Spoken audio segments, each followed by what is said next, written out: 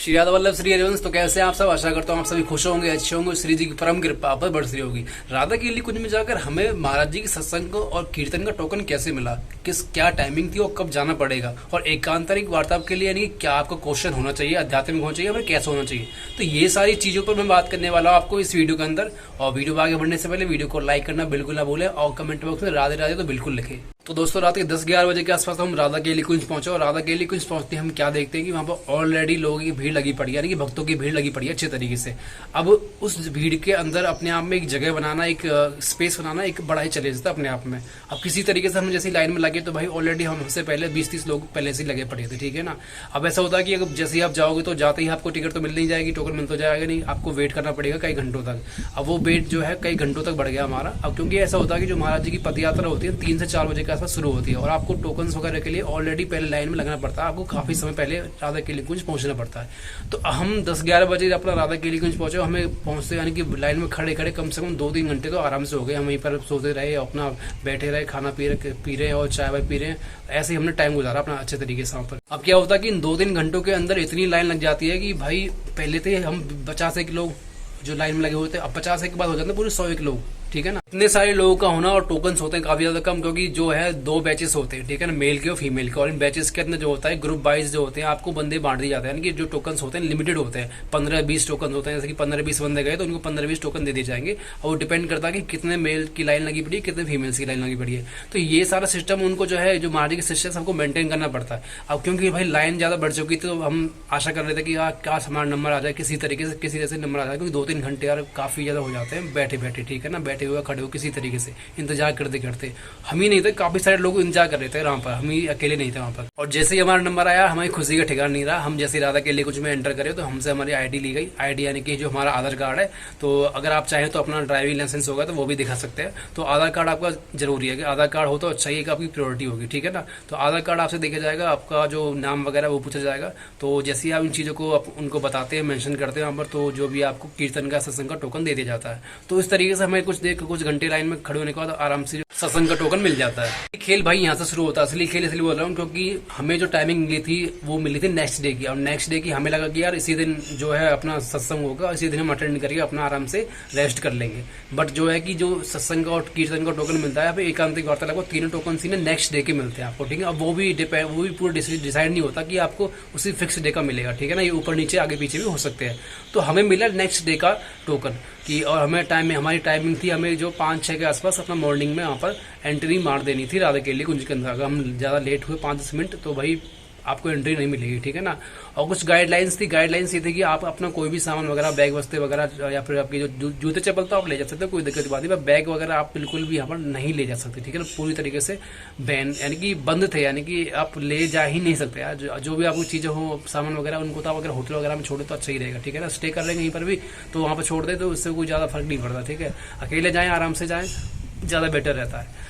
Second चीज ये कि जो भी आपका मोबाइल फोन है तो वो आपको स्विच ऑफ करने के लिए वहां से वही एक रिक्वेस्ट की जाती है कि आप रिक्वेस्ट आपसे ये है कि आप अपना मोबाइल फोन स्विच ऑफ कर ले, आपके लिए बेटर रहेगा। सब चीजों से गुजरने के बाद आखिरकार हमें नेक्स्ट डे महाराज जी के सत्संग में एंट्री मिल जाती है। और काफी ज्यादा अच्छा यार अनुभव था उस समय, आपको कैसे बताएं, मतलब इतनी खुशी कि महाराज जी को अपने सामने देखकर, और महाराज जी किस तरह के सत्संग कर रहे थे, बाकी के सभी लोग इतना यार, मतलब कि हर तरफ राधा राधा है नाम की गूंज, और मतलब कि वो फीलिंग्स जो आपको बताई नहीं जा सकती कैमरा के सामने, ठीक है ना। ये तो भाई एक ऑब्वियसली बात है, आपको खुद वहां पर जाओगे ना, खुद महसूस करो तभी आपको पता लगेगा इसके बारे में। अब हमें सत्संग का टोकन तो मिल गया था। अब हमारा प्लान ये था कि भाई हमें किसी भी तरीके से एकांतिक वार्तालाप का, यानी कि जो महाराज जी को फेस टू फेस मिलकर बातचीत करते हैं, यानी कि जो वार्तालाप होता है, तो उसका टोकन हमें मिल जाए, या फिर हमें कीर्तन का टोकन मिल जाए तो वो भी ज्यादा बेटर रहेगा हमारे लिए, ठीक है ना। अब नेक्स्ट डे हम जाते हैं, उसी तरीके से वही प्रोसेस सेम फॉलो करते हैं, लाइन में लगते हैं, कई घंटों तक खड़े रहते हैं, बैठते हैं, चाय पीते हैं अपना, और किसी तरीके से हमारा राधा केली कुंज के अंदर नंबर आ जाता है। पर जो नंबर आता है, तो मैं जैसे मैंने आपको पहले बताया था शुरुआत में कि भाई लिमिटेड टोकन्स होते हैं। तो भाई जैसे ही हमारा नंबर आया तो आप यकीन नहीं करोगे, जो एकांतिक वार्तालाप के टोकन थे ना ऑलरेडी डिस्ट्रीब्यूटेड हो चुके थे, यानी कि पहले ही खत्म हो चुके थे।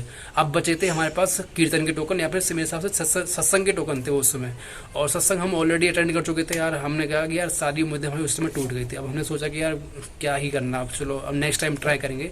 अब सेकंड थिंग ये थी कि एकांतिक वार्तालाप में जाने के लिए यही इतना ही चीज काफी नहीं है, ठीक है। लाइन में लगना इतना ही काफ़ी नहीं है।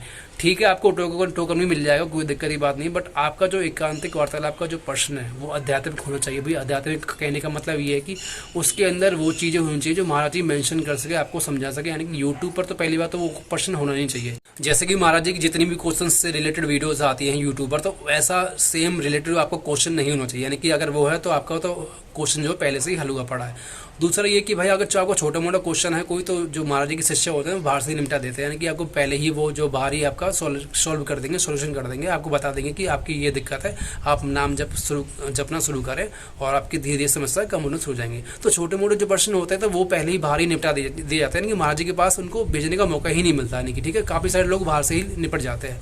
तो अगर आप एकांतिक वार्तालाप का वही प्लान कर रहे हो तो आपका आध्यात्मिक पर्सन होना चाहिए। ऐसा पर्सन, एक यूनिक पर्सन जिसमें थोड़ी गहराई हो, आध्यात्मिक रूप से एक रियलनेस आनी चाहिए। ठीक है ना, एक ऐसा लगना चाहिए कि हाँ आध्यात्मिक है, लगना नहीं, होना ही चाहिए। तो तब कहीं जाकर आपको एकांतिक वार्तालाप का टोकन मिल सकता है। अब मैंने इस वीडियो के अंदर 2-3 चीजें मेन बताई जो आपको नोटिस कर लेनी चाहिए, फिर नोट कर लेनी चाहिए। पहली बात ये कि भाई आपको राधा के लिए कुंज पर टाइमिंग पे आना है कि टाइम पर पहुंचना है। यहाँ पर 8 से 9 बजे आ जाओ शाम के, कोई दिक्कत की बात नहीं है। 10 बजे आ जाओ, कोई दिक्कत की बात नहीं, पर 10 बजे के बाद आओगे तो थोड़ा दिक्कत की बात है। ठीक है ना, क्योंकि वहाँ पर लाइन लगनी शुरू हो जाती है और काफ़ी ज़्यादा भीड़ आपको देखने को मिलेगी, क्योंकि जो काफ़ी सारे लोग होते हैं वो महाराज जी के दर्शन करने के लिए भी आते हैं उस समय, क्योंकि जो मॉर्निंग के दर्शन होते हैं पदयात्रा के, तो उस समय उसके कारण भी काफ़ी ज़्यादा भीड़ होती है राधा के कुंज पर। ठीक है ना।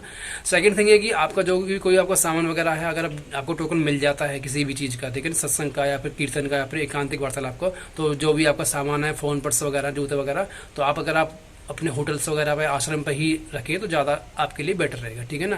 थर्ड थिंग ये कि अगर आपको एकांतिक वार्तालाप का टोकन चाहिए तो आपके लिए आपका जो क्वेश्चन है आध्यात्मिक होना चाहिए पूरे तरीके से। ठीक है, तभी जाकर आके आपको एकांतिक वार्तालाप का जो है टोकन दे दिया जाएगा। ठीक है, फिर आज के लिए इतना ही। अगर आपको वीडियो अच्छी लगी हो तो वीडियो को लाइक करना बिल्कुल ना भूलो, कमेंट बॉक्स में राधे राधे बिल्कुल लिखे। और अगर आपको कोई भी प्रश्न हो इस चीज़ से रिलेटेड, एकांतिक वार्तालाप से रिलेटेड या फिर महाराज जी के सत्संग से रिलेटेड या फिर किसी कीर्तन से रिलेटेड कि उनका टोकन कैसे मिलेगा, हमें किस समय महाराज जी के दर्शन करने के लिए आना चाहिए, तो आप कमेंट बॉक्स में बेझिझक होकर पूछ सकते हैं। ठीक है, तो तब तक आज के लिए इतना ही। तो मिलते हैं फिर नेक्स्ट वीडियो में। श्री राधा वल्लभ श्री हरिवंश राधे राधे। एक छोटी सी बात आपसे और कहनी थी, वो ये थी कि अगर आपको महाराज जी के डेली प्रातः दर्शन देखने हैं ना, दर्शन देखने हैं आपको रियलिटी में, तो भाई मेरा चैनल है, सब्सक्राइब कर ले। सेकंड चैनल है, आपको उसका लिंक जो है डिस्क्रिप्शन बॉक्स में मिल जाएगा।